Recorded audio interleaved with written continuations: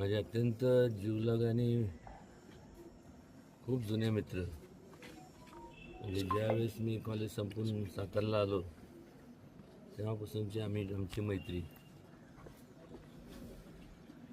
सुशील दादा मोरजर यांनी त्यांच्या रक्षक प्रतिष्ठानमार्फत अनेक उपक्रम राबवले.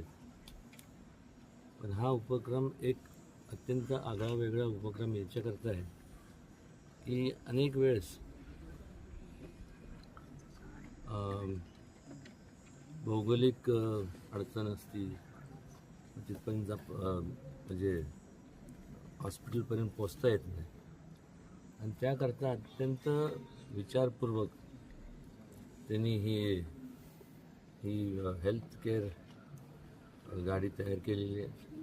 त्याच्या माध्यमातून अत्यंत दुर्लक्षित दुर्गम भाग खास करून यांच्या सेवेकरता, जेणेकरून त्यांना त्या ठिकाणी संपूर्ण त्यांची शरीराची काय परिस्थिती आहे ही त्यांना समजली गेली पाहिजे.